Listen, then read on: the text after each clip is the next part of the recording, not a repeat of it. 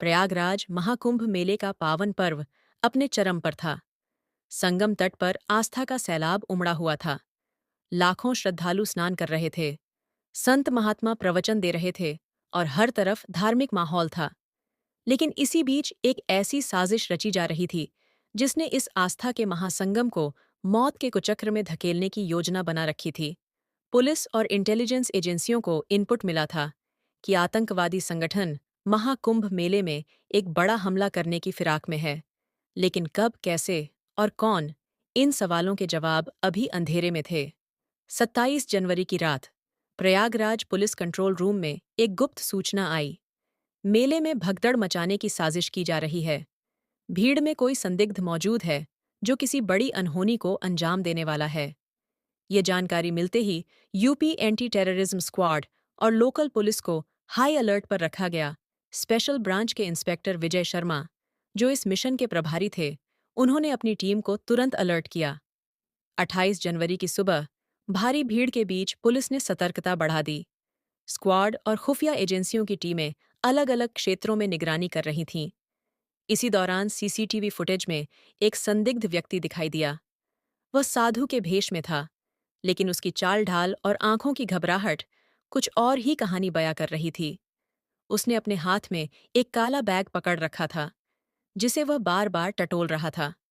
दोपहर 2 बजे संगम तट के पास एक संदिग्ध गतिविधि देखी गई।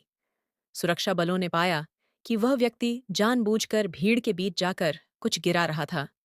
जब एक पुलिस अधिकारी ने उसे रोका, तो वह तेजी से भागने लगा।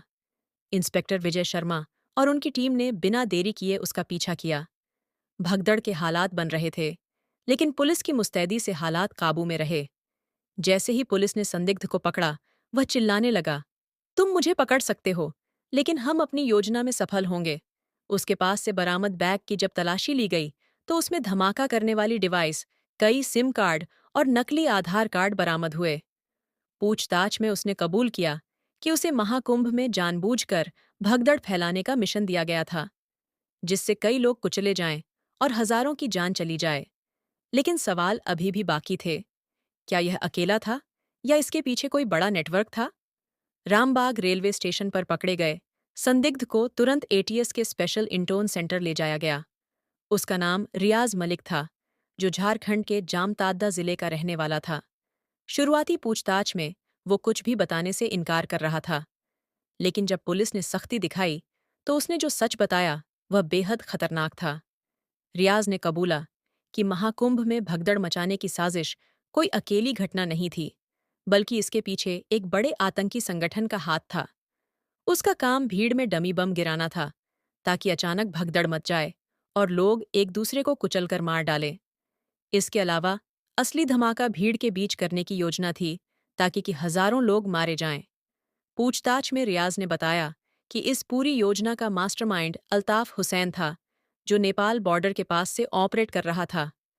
अल्ताफ ने स्लीपर सेल के जरिए इस मिशन को प्लान किया था और रियाज सिर्फ एक मोहरा था। रियाज के कबूलनामे के बाद सुरक्षा एजेंसियां तुरंत हरकत में आई।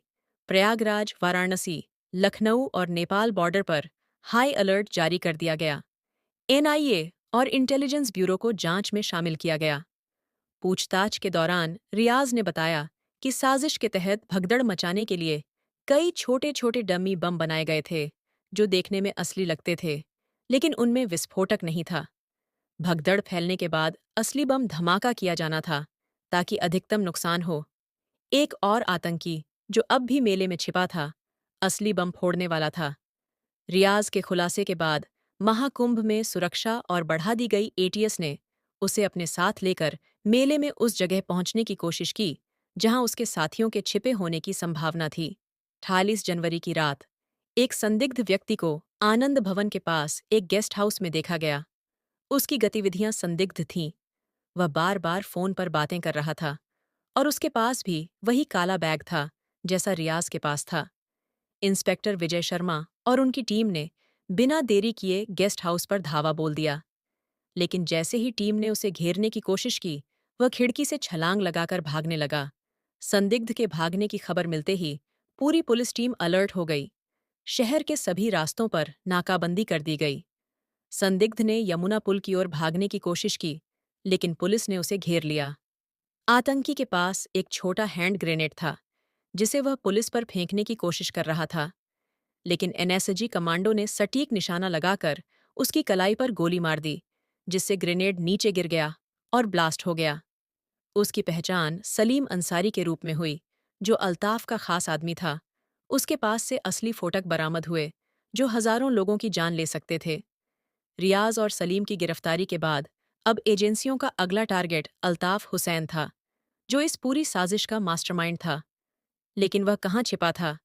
क्या वह नेपाल भाग चुका था? अब सवाल था, क्या पुलिस अल्ताफ को पकड़ पाएगी? जांच में पता चला कि अल्ताफ नेपाल बॉर्डर से पूरे मिशन को ऑपरेट कर रहा था और उसने उत्तर प्रदेश में अपने स्लीपर सेल एक्टिवेट कर दिए थे।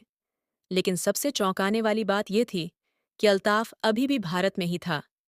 उसने नेपाल भागने की योजना बनाई थी, लेकिन सुरक्षा बढ़ने के कारण वह प्रयागराज के पास एक गुप्त ठिकाने में छिपा हुआ था।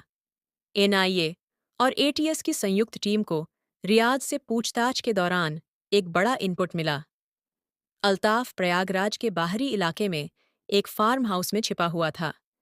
इस फार्म हाउस का मालिक अल्ताफ का करीबी रिश्तेदार था, जो उसे सुरक्षा दे रहा था।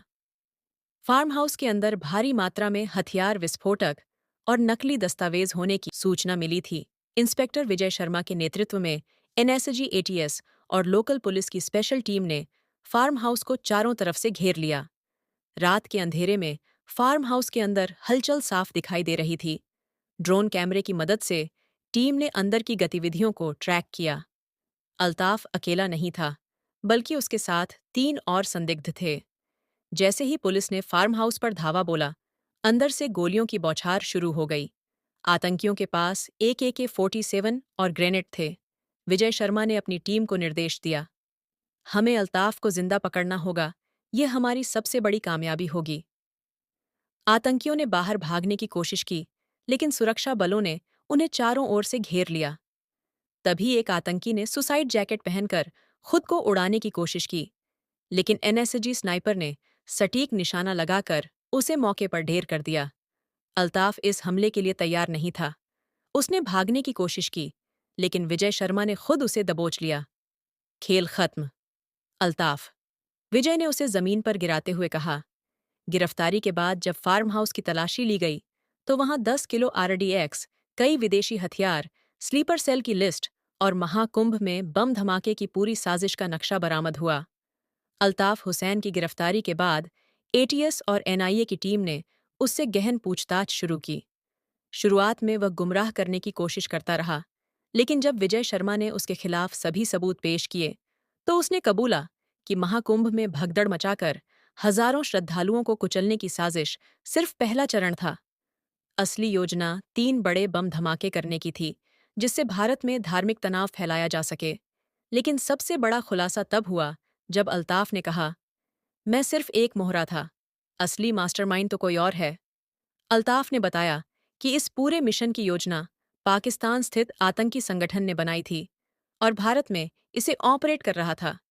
शेख उमर, जो एक वेल फंडेड आतंकी नेटवर्क का लीडर था, भारत में कई बड़े आतंकी हमलों की योजना बना चुका था। नेपाल, बांग्लादेश और भारत में स्लीपर सेल एक्टिवेट कर चुका था।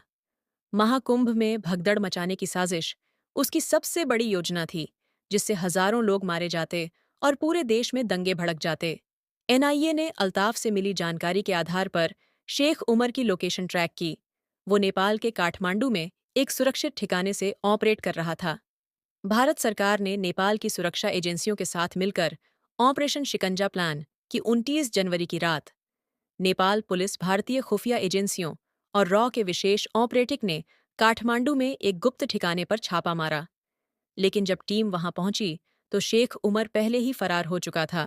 वह नेपाल से दुबई भागने की फिराक में था। भारतीय एजेंसियों ने इंटरपोल और यूएई सरकार की मदद से दुबई एयरपोर्ट पर नजर रखनी शुरू कर दी। 30 जनवरी को जब शेख उमर दुबई से तुर्की भागने की कोशिश कर रहा था, तो उसे इंटरपोल ने गिरफ्तार कर लिया। ये भारत के लिए सबसे बड़ी जीत थी। उस आतंकी को पकड़ लिया गया जिसने महाकुंभ को खून से लाल करने की योजना बनाई थी। महाकुंभ अब पूरी तरह सुरक्षित था। श्रद्धालु अब बिना किसी डर के पुण्य स्नान कर सकते थे। इस पूरी घटना ने भारतीय सुरक्षा एजेंसियों को एक बड़ा सबक सिखाया। हमारे दुश्मन सिर्फ सीमा पर नहीं, हमारे बीच भी छिपे हो सकते हैं। इसलिए दोस्तों, सावधान रहिए, सतर्क रहिए। और ऐसे ही वीडियो देखने के लिए आपको क्या करना है? आपको पता है, तो जल्दी से हमारे इस चैनल को सब्सक्राइब कर लीजिए।